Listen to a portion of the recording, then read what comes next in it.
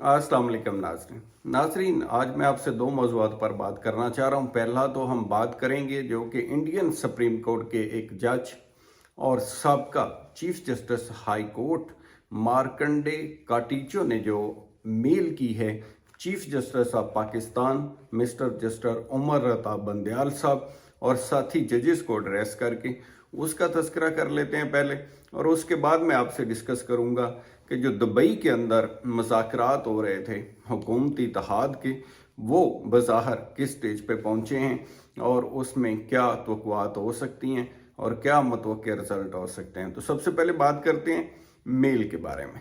जब इसके ऊपर हम देखें, बुनियादी तौर पर इंडिया और पाकिस्तान क्योंकि शुरू में एक ही मुल्क था और दोनों के रस्म और रिवाज और सियासत मिलती जुलती है काफ़ी हद तक, गो के नज़रियात अलग थे जिसकी वजह से पाकिस्तान मार से वजूद में आया।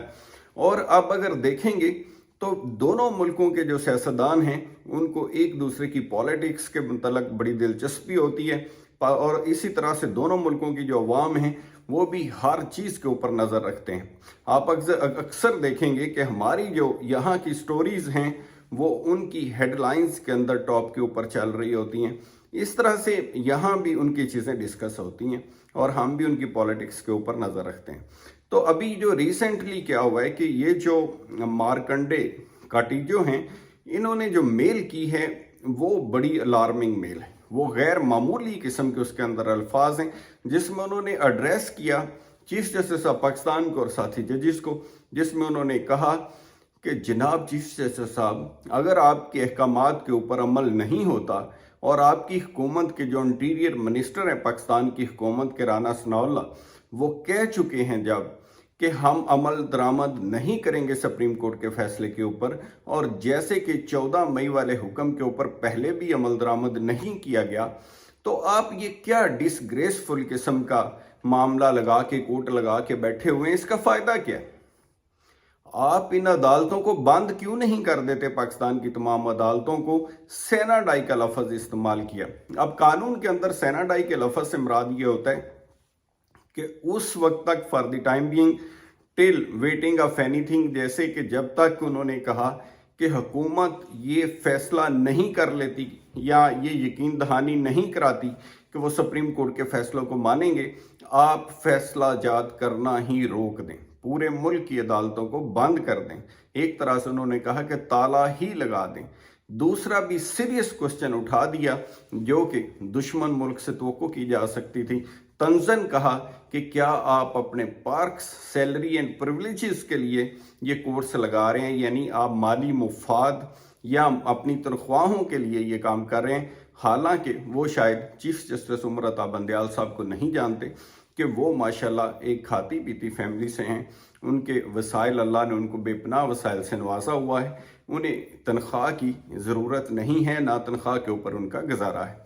अलबत्ता ये बात उनकी ज़रा और भी ज़्यादा एक्स्ट्रा आगे चली गई, लेकिन जो पहले हिस्से के अंदर सवालात उठाए गए हैं वो बड़े सीरियस नेचर के। यानी ऐसा कभी होता नहीं है कि हुकूमत वक्त सुप्रीम कोर्ट को सीधा सीधा कहे कि हम आपके फैसलों को नहीं मानते, और ना सिर्फ कहे बल्कि ना माने और अमली तौर पर साबित करते कि वो फैसलों को नहीं मानते। बात सिर्फ यहाँ तक नहीं बल्कि हुकूमती इत्तेहाद जब अंदर हेयरिंग हो रही हो, चीफ जस्टिस कर रहे हो, तो दरवाजे के ऊपर बैठ के धमकियाँ नहीं देता कि हम आपके फैसले को भी नहीं मानते, और अगर कोई हमारे खिलाफ फैसला आया तो हम आपके दरवाजे के सामने बैठे हुए हैं, जो कि हम फिलांग के अंदर भी आ सकते हैं या तोड़ के अंदर भी आ सकते हैं और आपको अदालत से बाहर भी निकाल के रोड पर ला सकते हैं। इस किस्म का जो माहौल है उसका उसी को उन्होंने मुखातब किया और उसको वो एड्रेस करते हुए उन्होंने इस तरह की जो है ईमेल की है। अब सोचने की बात है हमारे लिए, हमारी हुकूमत के लिए, हमारी अवाम के लिए कि ऐसे जो हालात हैं ये कब तक चल सकते हैं, ऐसे मामलात कैसे चलेंगे। अगर लोगों के पास जो अदालत आखिरी उम्मीद होती है उनसे वो उम्मीद भी छीन ली जाए, दाद रसी की आखिरी उम्मीद भी छीन ली जाए, और अदालत लगने या ना लगने से फ़र्क ही ना पड़े, और जो केस अभी भी सुप्रीम कोर्ट में चल रहे हैं उनके बारे में भी एडवांस कह दिया जाए कि जो भी फैसला होगा हम नहीं मानेंगे अगर वो हमारे खिलाफ आया, यानी हुकूमत के खिलाफ होगा तो फैसला नहीं माना जाएगा, अगर हक में होगा फैसला तो उसको शायद वो मान ले। वो भी अब तो समझ नहीं आ रही कि वो उसको भी नहीं मानेंगे क्योंकि वो बंदयाल साहब की हेडेड बाई बेंच ने दिया है, या उसको मान लेंगे। इसके ऊपर भी अभी वजाहत तलबी मामला है कि उसको शायद इस बुगज़ में ही ना माने कि ये बंदयाल साहब ने दिया, हक में भी हो तो शायद माने या ना माने। अब हम बात करते हैं दूसरी तरफ। दूसरी जो बात है पॉलिटिकल हवाले से सिचुएशन ये है कि जो दुबई के अंदर इकट्ठ हुआ, आपने देखा तमाम सियासी जमातें वहाँ इकट्ठी हुई, इनके अकाबरीन, तो उसके अंदर क्योंकि नफसा नफसी पाकिस्तान की पॉलिटिक्स के अंदर ये तमाम लोगों के अगर आप देखेंगे, गौर करेंगे तो वो तमाम वही चेहरे हैं जो आपके साल से जाने पहचाने हैं। मुद्दों से आगे उनकी औलादें भी आ गई हैं जो पॉलिटिक्स के अंदर आ गई हैं।